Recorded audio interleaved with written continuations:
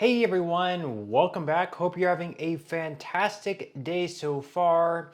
So, a Republican lawmaker just came out and said they are going to need to cut Social Security benefits in order to meet their goals that they have for the budget for the year ahead.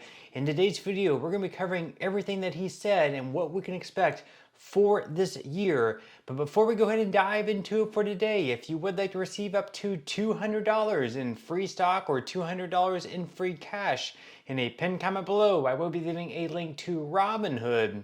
All you have to do is once you click on that link is just sign up for a free account and then simply link your bank account. You do not even have to make an opening deposit. At that point in time, Robinhood will be sending you one free stock worth all the way up to $200. And if you'd really just have the cash, all you have to do is once you receive the free stock is just sell it for what it's worth and then transfer the cash value right back to your bank account. Okay, so just the other day, a Republican lawmaker in the Senate, a prominent lawmaker, I might add, one that almost became the Senate Majority Leader, actually, who would have been replacing Mitch McConnell, he just came out and said in order to meet the budget that they have set forth for the year ahead, they are going to need to make big cuts to Social Security and Medicare. In today's video, once again, we are going to be covering what he's saying, my prediction for what actually is going to end up happening, and what their budget could actually end up looking like, what kind of cuts could take place. So let's go ahead and dive into it for today from this article from Newsweek. So they said that Florida Senator Rick Scott has said Republicans are going to cut Social Security and other government programs.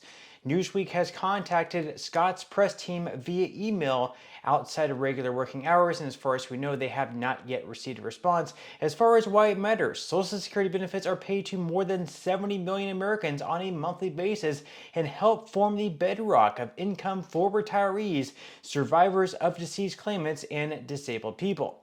Now, during an appearance at the Rescuing the American Dream Summit in Washington on Thursday, Scott said the federal government would have to cut spending to any program you care about, including Social Security and Medicare, and the former Florida governor made the suggestion because Social Security is, quote, going bankrupt.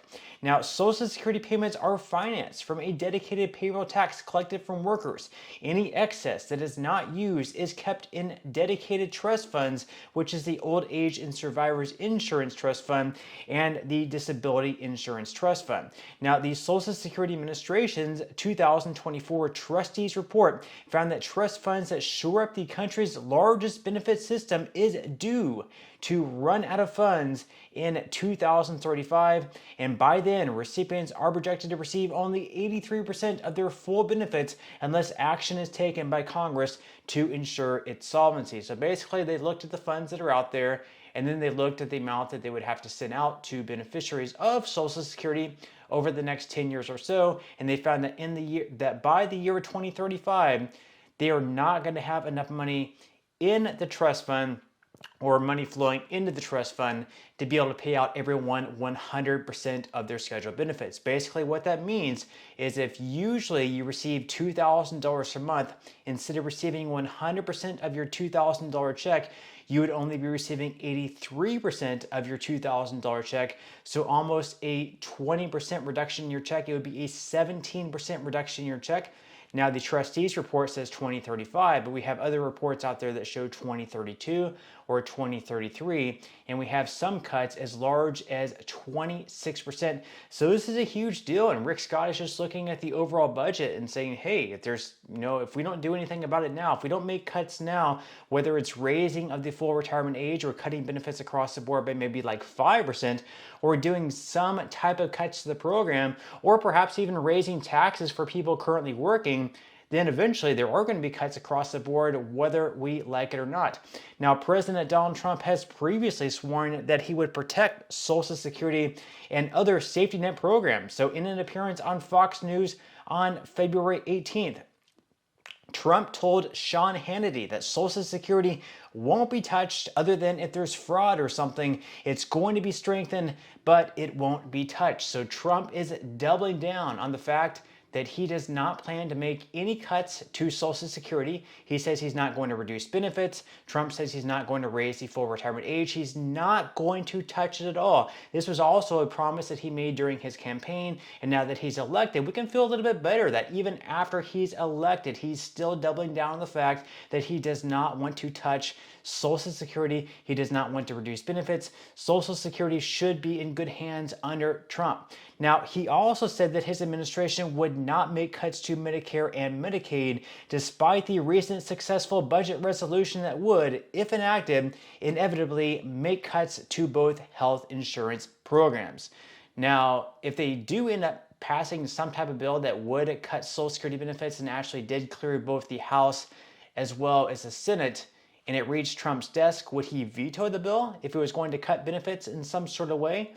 Who really knows? But if he vetoes the bill, then it would send it back to the Senate, and at that point in the Senate, they would need at least 66 votes to override his veto.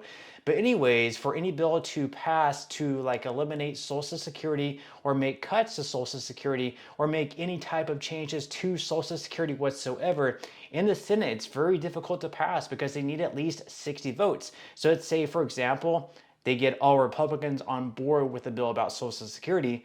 That's 53 votes because in the Senate there are 53 Republicans, but on top of the 53 Republican votes, they're going to need 7 more votes to reach the 60 vote threshold, which means they need at least 7 Democrats to join the 53 Republicans. So unless we have 7 Democrats who are also wanting to cut Social Security, if and only if all 53 Republicans are for cutting Social Security, which I don't think is exactly the case, being that Trump is a Republican and he's saying that he does not want to cut Social Security. It's going to be very hard. It's going to be a very difficult barrier to make any changes to Social Security unless it's an idea that both Republicans as well as Democrats can get behind. Now, they go on here to say that while there is currently no official policy from the Trump administration on cutting retirement and disability benefits, any cuts are likely to be extremely unpopular, sometimes referred to as the third rail, an untouchable element public policy. Social Security payments are relied on by tens of millions of Americans. No previous president or presidential candidate has made or promised cuts to benefits. What's more, a January AP NORC poll found that 2/3 of Americans say the U.S. government is actually spending, quote, too little on Social Security, and the SSA announced last week it plans to cut approximately 7,000 jobs from its workforce, the bulk of which are employees not involved in providing mission-critical services, and the federal agency also plans to cut 10 regional offices down to 4, so they want to cut down 6 regional offices. Now, of course, we have different ideas as far as reforming Social Security, making its solvency date longer than 2032 to 2035.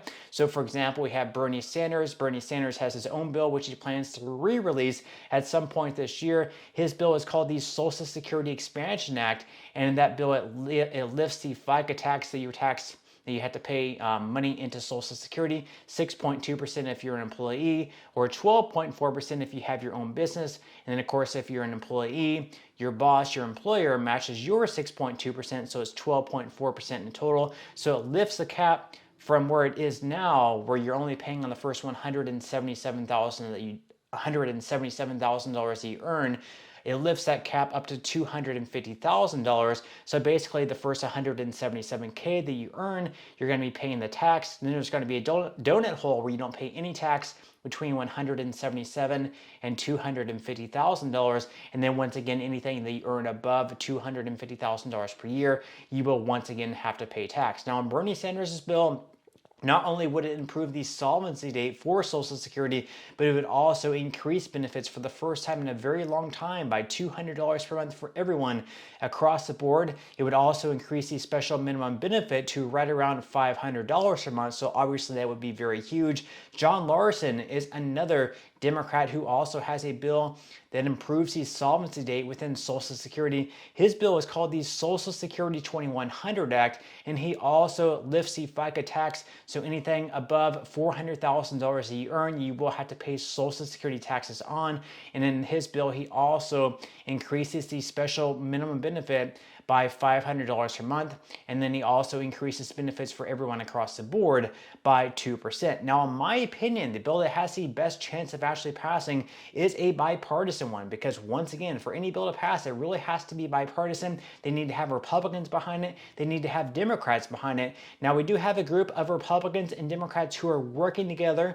On the Republican side, we have Bill Cassidy, who helped lead the Social Security Fairness Act, which also recently passed and was signed into law by the president at the time, and Joe Biden, back in January. That bill increased benefits by anywhere between $300 to $700 per month. But he is leading that bill alongside Angus King, and their idea is basically a big idea where they're basically taking $1.5 trillion in borrowed funds. They're investing that money like in the stock market, homes, things like that, basically the financial market, and they're holding that in escrow for right around 75 years, and they're wanting to use the gains from the $1.5 trillion to funnel back into the trust fund to pay off any debts, and then also hopefully even increase benefits over time. But that is their idea. They have to work together. Republicans and Democrats need to work together to improve the insolvency date. That way, let's say 8 to 10 years from now, we're not having to have these huge cuts of, once again, anywhere between 19 to 26%. But with that said, leave your thoughts and comments below. What do you think about the future of Social Security? Do you think they need to make improvements to the program? Do you think perhaps we need cuts? Do you think they should leave it alone? Leave your thoughts and comments below. But that's all we have for today's video, and I will see you in the next one.